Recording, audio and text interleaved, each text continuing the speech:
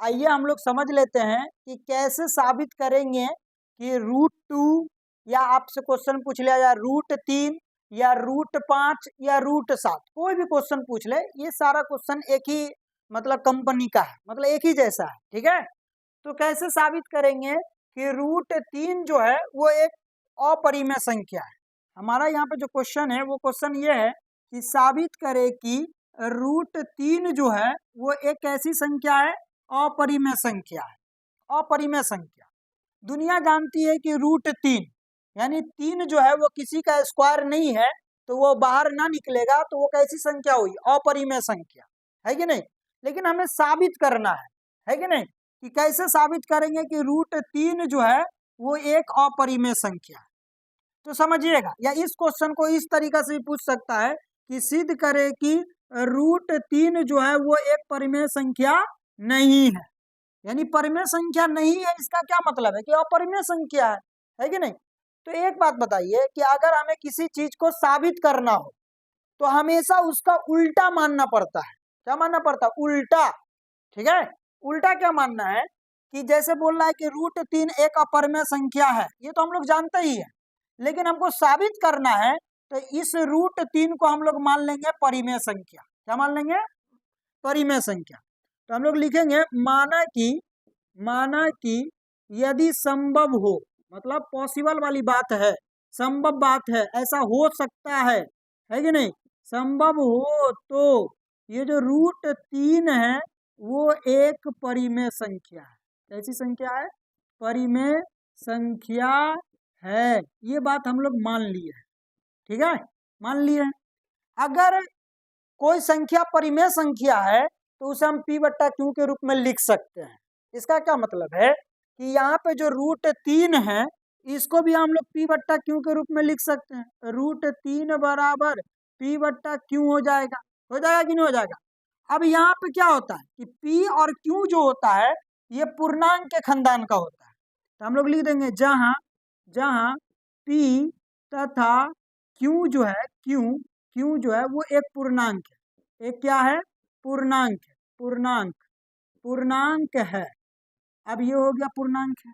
ठीक है, देखिए जब भी आपको क्वेश्चन इस तरीका का पूछे कि √3 एक अपरिमेय संख्या है, या पूछ दे √2 एक अपरिमेय संख्या है, या √5 एक अपरिमेय संख्या है, या √7 एक अपरिमेय संख्या है, इस तरीका का, या √11 एक अपरिमेय संख्या है कि नहीं। तो यहाँ पे आप क्या करना, दोनों ओर वर्ग करना। क्या करना? दोनों ओर वर्ग करना।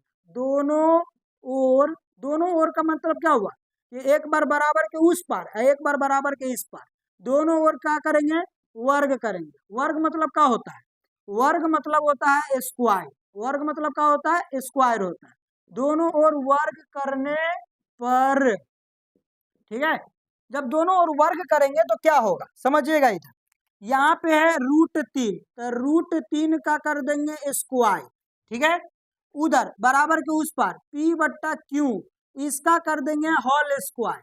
ठीक है, अब एक बात बताइए, हम लोग क्या जानते हैं कि जब कोई चीज के ऊपर यानी कोई संख्या के ऊपर स्क्वायर होता है कि नहीं, तो स्क्वायर से रूट कट जाता है। जब स्क्वायर से रूट कट जाएगा तब बचेगा क्या? बचेगा 3, है कि नहीं। जैसे यहाँ पे √5 है, उसका स्क्वायर करेंगे तो स्क्वायर से रूट कट जाता है तो कितना बचेगा? 5। जैसे मान लीजिए कहीं पर √x है, इसका स्क्वायर करेंगे तो स्क्वायर से रूट कट जाएगा तो क्या बचेगा? x बचेगा। क्या बचेगा? x बचेगा। तो अगर यहाँ पे भी स्क्वायर से अगर हम रूट काट दें तो यहाँ पे क्या बचेगा? तो बोलिएगा सर यहाँ पे 3 बचेगा। बराबर, तो बराबर। अच्छा, p/q का होल स्क्वायर का क्या मसला है समझिएगा। जैसे घातांक का नियम है कि x/y का होल पावर अगर m है, होल पावर m है, तो अगर पावर में m है तो ये m जो होता है ये x का भी पावर होता है, y का भी पावर होता है। यानी x का पावर कितना हो जाएगा? m, अब बट्टा y का पावर कितना हो जाएगा? m।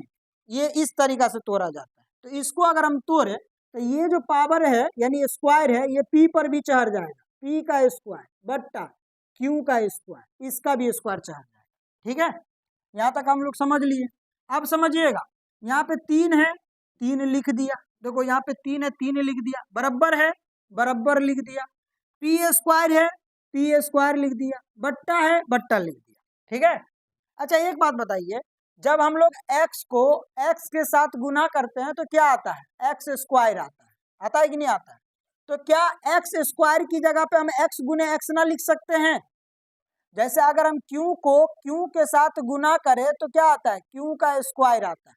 ये कैसे आता पता होगा आपको, पावर में कुछ हो ना तो एक, पावर में कुछ हो ना तो एक, और दोनों का आधार सेम है और गुना में है तो पावर में पावर को क्या कीजिए, जोड़ दीजिए, एक एक कितना हो जाता है, 2 हो जाता है। तो क्या हम लोग क्यू स्क्वायर को क्यू गुने क्यू लिख दें, क्यू स्क्वायर को क्यू गुने क्यू लिख दें, लिख दिया। अच्छा ये क्यू जो है ये बट्टा में है, जब बट्टा वाला चीज को बराबर के इस पार लाते हैं तो गुना में आता है। कहने का क्या मतलब है कि यहाँ पर 3 के साथ गुना में आ जाएगा क्यू, बराबर तो बराबर, और यहाँ पे बचेगा क्या, पी स्क्वायर। अरे एगो क्यों ना लाए हैं, लेकिन एगो क्यों तो बचल है, इसको समीकरण 1 मान लेना है। क्या मान लेना है, 1 मान लेना है। अब समझिएगा इधर, यहाँ पे जो आपको 3 क्यू दिख रहा है, क्या दिख रहा है, 3 क्यू, ये आपका प्राकृत संख्या का रूप है। किसका रूप है, प्राकृत संख्या। अगर आप यहाँ पे क्यू की जगह पे 1 डाले, 2 डाले, 3 डाले, 4 डाले, कुछ भी डाले तो ये आपको एक प्राकृत संख्या देगा। कैसी संख्या देगा, प्राकृत। जैसे मान लीजिए 3, सटा के तो गुना में, यहाँ पे सटा के है तो गुना में है, अरे क्यू की जगह पे 1 तो यहाँ पे कितना देगा, 3 देगा, 3 और गुना, क्यू की जगह पे 2 रखे तो कितना दिया, 6। ये एक प्राकृत संख्या है, यानी 3 क्यू जो है ये किसका रूप है, प्राकृत संख्या का रूप है। किसका रूप है, प्राकृत संख्या का रूप है कि नहीं। लेकिन यहाँ पे जो ये पी स्क्वायर बट्टा क्यू है ये बट्टा वाला संख्या है, और बट्टा वाला संख्या को हम लोग बोलते हैं भिन्न संख्या। कैसी संख्या बोलते हैं, भिन्न संख्या बोलते हैं। और भिन्न संख्या में जो ऊपर का होता है, जैसे यहाँ पे ऊपर में क्या, पी स्क्वायर, इसको बोलते हैं अंश। क्या बोलते हैं, अंश बोलते हैं। और नीचे वाले को बोलते हैं हर। क्या बोलते हैं, हर। तो बट्टा वाला संख्या जो होता है इसको भिन्न संख्या बोलते हैं, है कि ना। और ये किसका रूप है, प्राकृत संख्या का। और देखो दोनों के बीच लगा हुआ है बराबर। कहने का क्या मतलब है कि बोल रहा है कि प्राकृत संख्या को भिन्न संख्या के बराबर लिख सकते हैं। क्या ऐसा संभव है, ऐसा संभव नहीं है। प्राकृत संख्या अलग चीज होती है, भिन्न संख्या अलग चीज होती है कि नहीं। तो एक बात बताइए, जब बराबर नहीं होगा तो यहाँ पे जो हम माने थे, क्या माने थे कि √3 जो है एक परमेय संख्या, गलत माने थे। क्या माने थे, गलत माने थे। तो समझिएगा इधर, यहाँ पे लिखना आपको, यहाँ 3 जो है वो एक प्राकृत संख्या है। कैसी संख्या है, प्राकृत संख्या है, प्राकृत संख्या है। लेकिन लेकिन लेकिन पी स्क्वायर बट्टा क्यू जो है वो एक भिन्न संख्या है। कैसी संख्या है, भिन्न संख्या है। अब बताइए, चूंकि प्राकृत संख्या जो है, प्राकृत संख्या जो है वो आपका भिन्न संख्या के बराबर नहीं होता है, भिन्न संख्या के बराबर नहीं होता है कि नहीं। तो बताइए, हम जो माने थे कि √3 एक परिमेय संख्या है वो गलत माने थे, इसीलिए हम लोग यहाँ पे लिख देंगे, इसीलिए यहाँ हमारी मान्यता, यहाँ हमारी मान्यता गलत साबित होता है। क्या होता है, गलत साबित होता है, गलत साबित होता है, गलत साबित होता है। ठीक है। अतः लास्ट में लिख देना, अतः ये जो आपका √3 है वो कैसी संख्या है, अपरिमेय संख्या है। कैसी संख्या है, अपरिमेय संख्या है। ठीक है, कैसी संख्या है, अपरिमेय संख्या है। ये अगर आप पूरा क्लियर कर देते हैं तो आपको बोर्ड एग्जाम में कितना नंबर मिल जाएगा, 2 नंबर, क्योंकि ये 2 नंबर का वेरी वेरी इंपॉर्टेंट सवाल है। अब आपको क्या करना है, घर पर आराम से आपको 3 क्वेश्चन देते हैं, ठीक इसी तरीका से बना करके अपने आप को चेक करना है कि आपको कितना समझ में आया। ठीक है।